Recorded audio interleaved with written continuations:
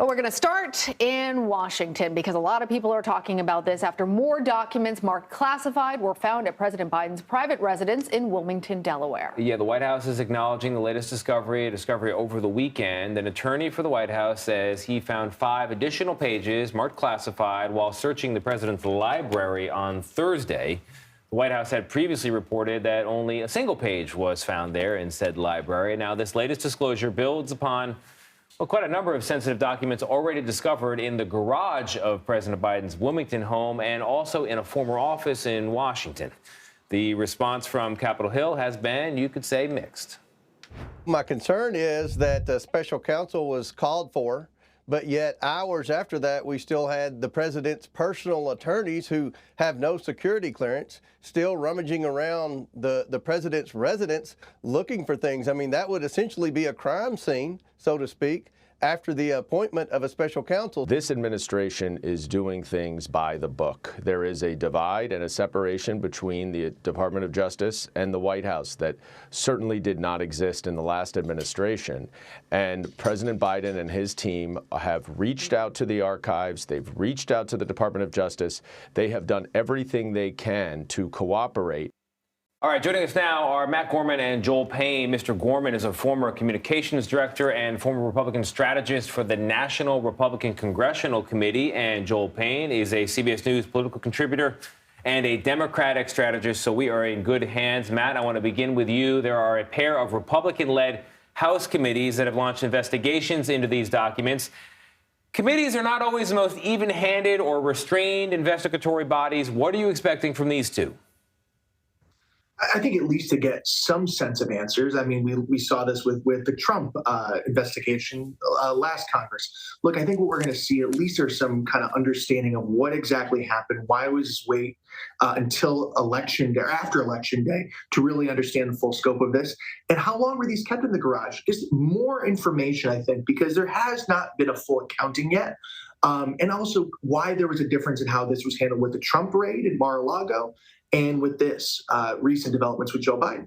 I want to bring Joel into this because obviously we all heard Democrats, including President Biden, railing against former President Trump for his handling of the sensitive documents that were found at Mar-a-Lago in August. These Democrats continue to try and draw distinctions between Trump and Biden and how they have handled things after it came to light that these documents were there. But I'm wondering what type of a problem this poses to them among their constituents, especially as it seems like things are being very finely diced now. Yeah, who knew that inconsistency was running rampant in the halls of the Beltway? Never heard that before, right? Yeah, never heard that before. Look, it's certainly not something that you want to be dealing with, particularly as President Biden is thinking about running for re-election in 2024. Before this, if you'll remember, he was in a pretty good spot. His public opinion ratings have surged, and I think a really strong end to 2022 was really serving his benefit. Obviously, this is a frustrating moment for the president and his team. I do think it is intellectually honest to say that they have handled this very differently than President Trump and his allies handled their situation. This is the president and his legal team willingly handing over documents, being over the top in terms of transparency. I think it has created a perception problem. Sorry, Joel. When you're saying over the top in terms of transparency, there's still a criticism that they haven't been fully transparent. It was CBS News that broke this information originally, our Adriana Diaz. Otherwise, the White House knew about this. The president knew about this back in November. I know that the White House continues to say they've been transparent, but that's only after they've been pushed, and there's still a lot of questions. Yeah, look, I trust the reporting of our colleagues at CBS, and I guess my point I was just trying to wind up to there, Lana, was just to say, I think there has been a difference in how this president has handled this moment than President Trump. But look, here's the bottom line question, right?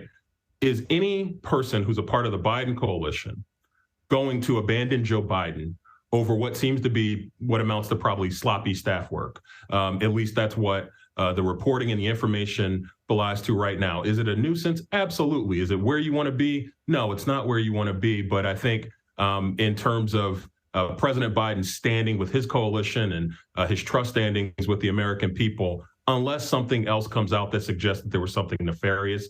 I think this amounts to a nuisance and an annoyance, and I'm not sure if it's something that is going to linger for the president. I'm happy to be wrong, but I think that if the president and his team continue to approach it with the sobriety that they have, I think that this is a storm that they can endure.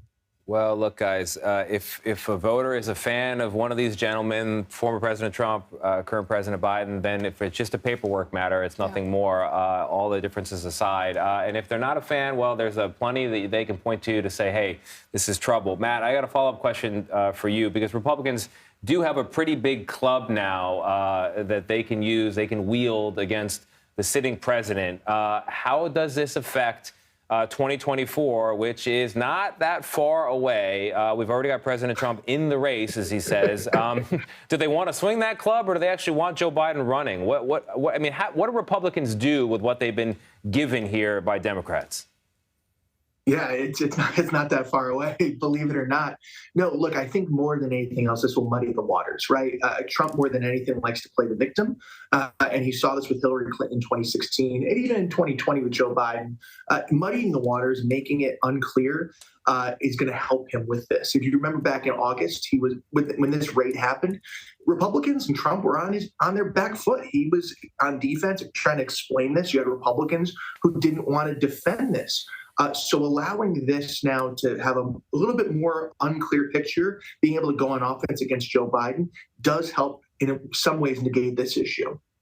Joel, your take on this, because as you hear Matt say, it puts Biden on defense. If he's running again, particularly against former President Trump, the water's definitely muddy. When you look forward to 2024, do you think that the best decision for the Democrats is to encourage President Biden to run for re-election? I think Joe Biden has put a pretty good case out for re-election over the first 2 years of his administration. And as any sitting president would be in a position to be, he's in pretty good position to run for re-election, as he has repeatedly stated he is planning to do. And I wouldn't expect any changes to that. I think just related to kind of the documents issue that we're talking about here, I do think that Republicans do have their own challenges to consider. James Comer, who is, of course, the congressman from Kentucky, who is the lead investigator for the House Republicans, has previously said that he didn't feel like that the documents that were found in the Trump raid rose to the level of the response. That's certainly a fair take. So I do think there's a consistency standard there, right? Mm-hmm. About if he has that feeling about the Trump documents, will he treat the Biden documents or the Biden discovery with the same standard? And I was joking at the beginning of the segment about consistency in DC. And I think that's really what it comes down to, right? Is like, who is able to kind of have the political upper hand at any given time? I am sure Republicans are going to use this as a political bludgeon against President Biden, as Democrats used President Trump and his sloppiness against him previously. This is just kind of where we are in terms of the tribal red team, blue team nature of politics right now. All right. Matt Gorman, Joel Payne, thank you both.